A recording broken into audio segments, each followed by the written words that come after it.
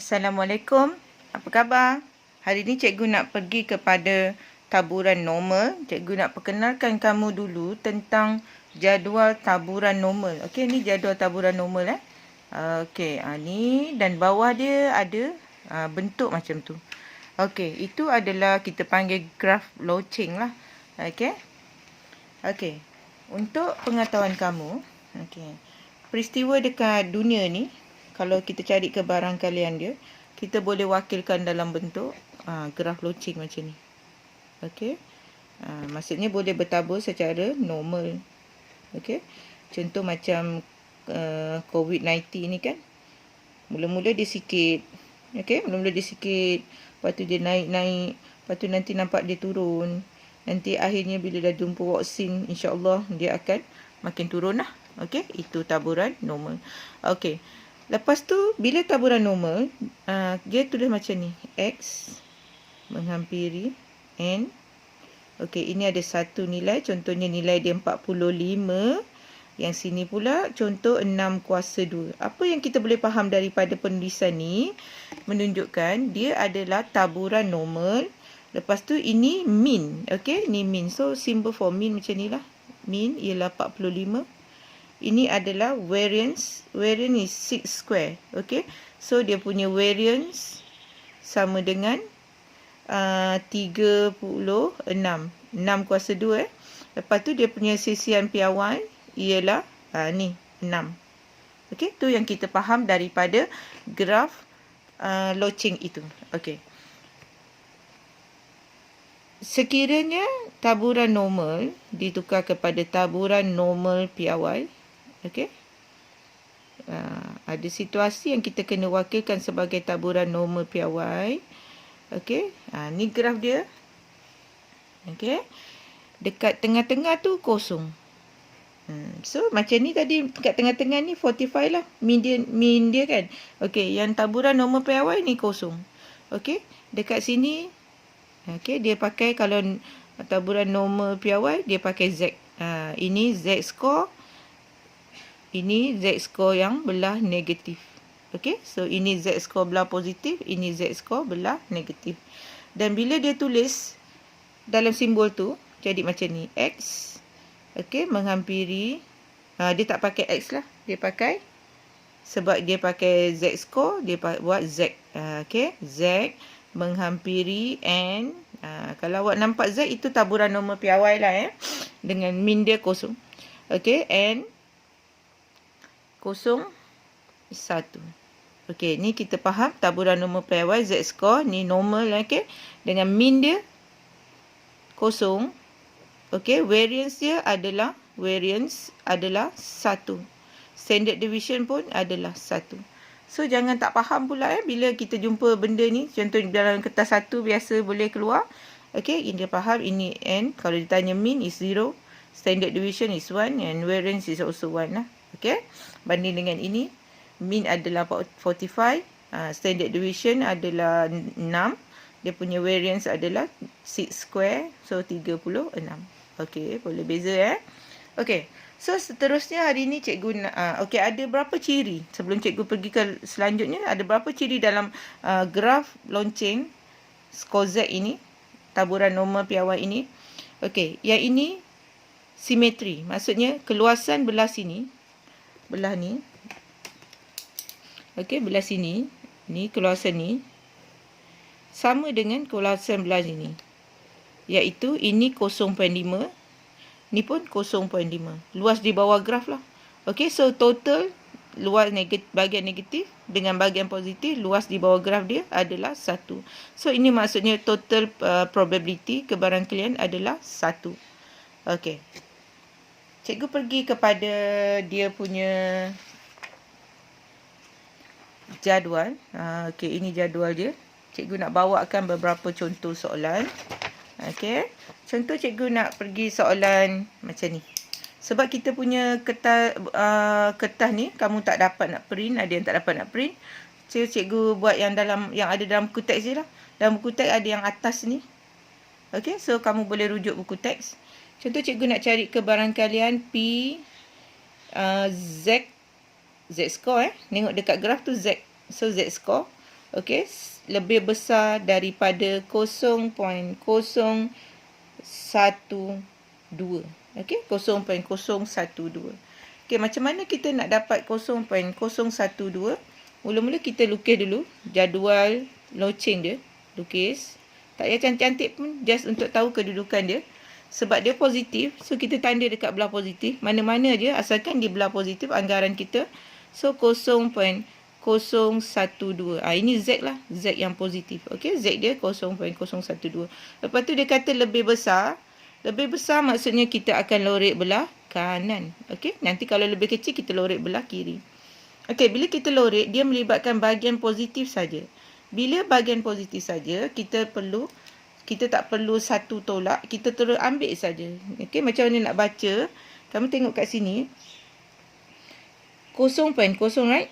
Lepas tu 1 ialah 0.01, 0.4960 kat sini ni Okey, lepas tu belakang tu ada 2. So kita tengok kat sini 2. 2 adalah 8, dia tolak, minus tolak. So ini tolak dengan 0.00008.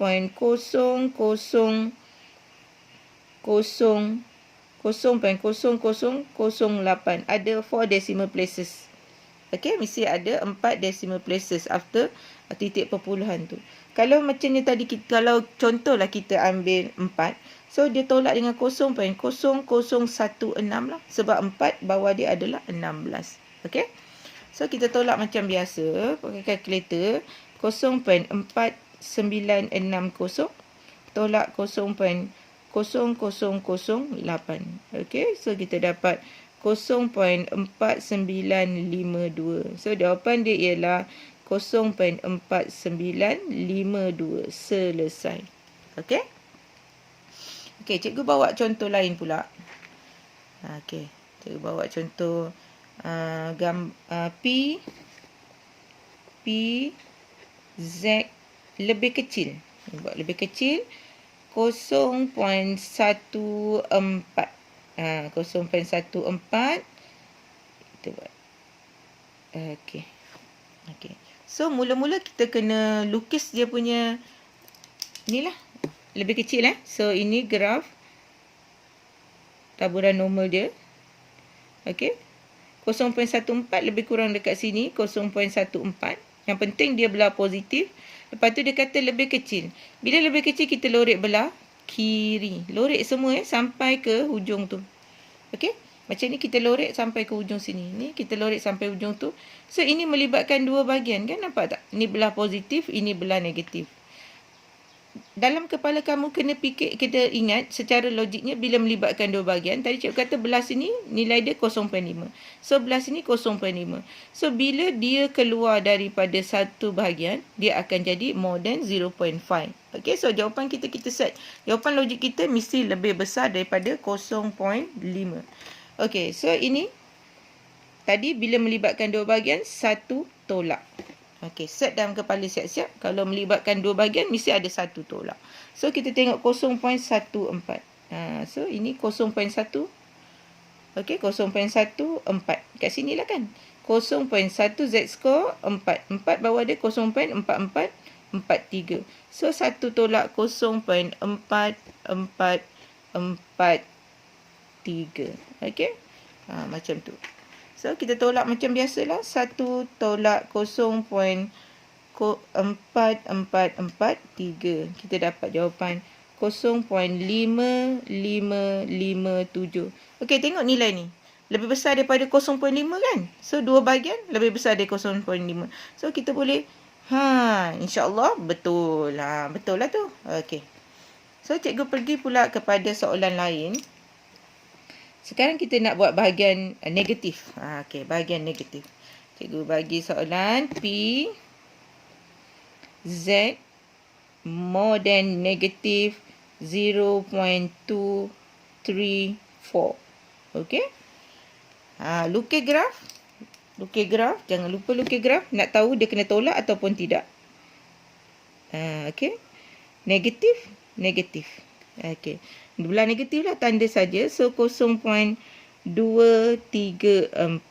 More. Lebih besar Lebih besar kita lorek belah kanan. Okey. apa fungsi nombor negatif ni? Nombor negatif ni hanya menunjukkan kedudukan dia dalam graf taburan normal tu. Okey. So ini lebih besar. So dua bahagian lah kan. So bila dua bahagian kita mesti apa dia cikgu cakap tadi? Mesti satu tolak apa benda. Okey. Sebenarnya kalau kamu nak detail lagi kamu boleh tengoklah satu tolak ni ke sini. So P ke kiri kan? Z lebih kecil. Ke kiri lebih kecil negatif 0.234. Sebenarnya macam tu lah. Kalau kamu nak tulis boleh, tak nak tulis pun tak apa. Kamu tengok daripada graf pun kamu boleh faham. So jadi satu tolak, yang ni kita baca lah negatif 0.3. Tak ada negatif dekat dalam jadual ni. Ada positif je kan? Okey, so kita ambil 0.2 kat situ.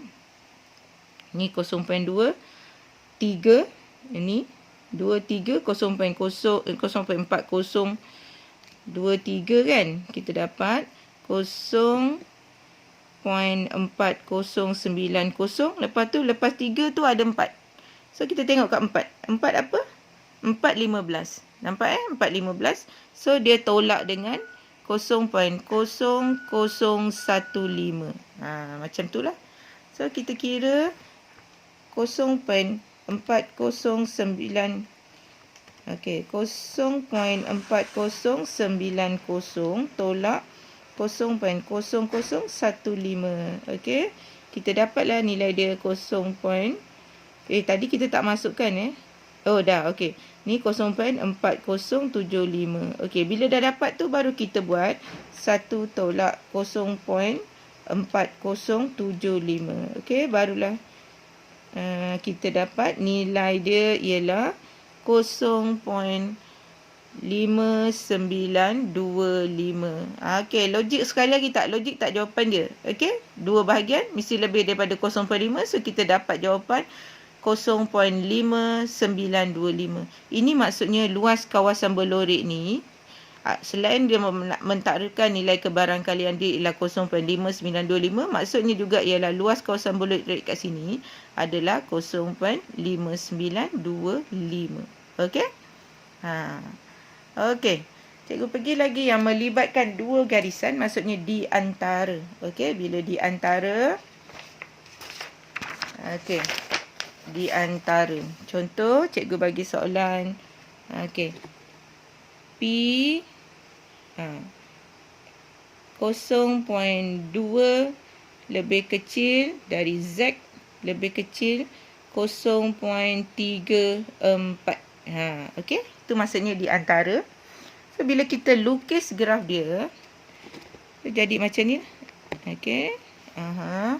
Lepas tu buat bentuk loceng. Ni positif, ni belah positif. Okey, 0.2 dulu kan. Lepas kosong kita jumpa 0.2 sebab kat sini kosong Lepas tu 0.34. Kita buat anggaran je, tak perlu tepat pun. Lepas tu kita lorekkan, maksudnya di antara 0.2 dengan 0.34. So ada dua bahagian kita kena tolakkan. Okey, itu maksudnya luas ni, nampak tak cikgu, luas dari sini ke sini tolak dengan luas bahagian sini. Baru kita dapat luas kat tengah sini. Okey, cikgu ulang balik, luas kawasan sini dari sini ke sini tolak dengan luas dari sini ke sini, kita dapat luas kawasan berlorek. Okey, itu maksudnya ialah P Z dari sini kan, dari ni ke sini, maksudnya ke kanan lebih besar lah, 0.2. Okey, tolak dengan ni ke kiri, ke kanan kan. So tolak dengan P Z lebih besar 0.34. Macam tu saja. Okey. So seterusnya kita baca lah 0.2. 0.2 apa? 0.2 ialah 0.4207. Okey, tolak 0.34. 0.3. Okey, 4. 4 dekat sini. Okey.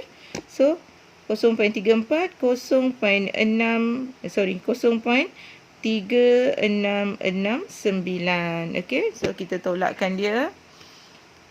0.4207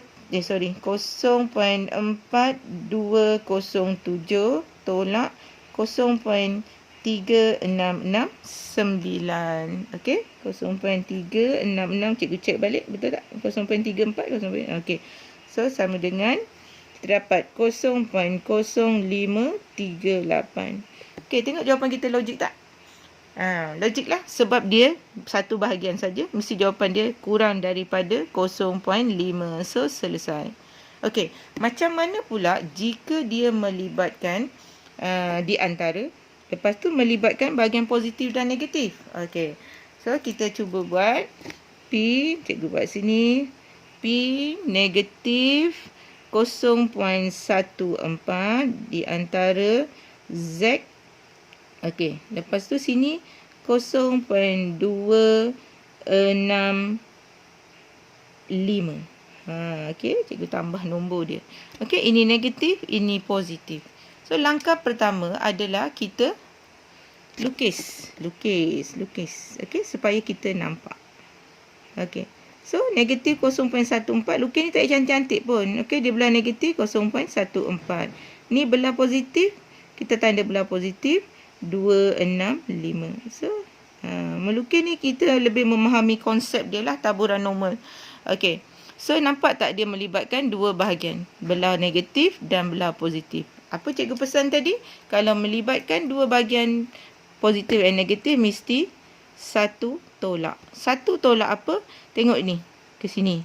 Okey, ke kanan. So, tolak dengan kebarangkalian Z lebih besar 0.265.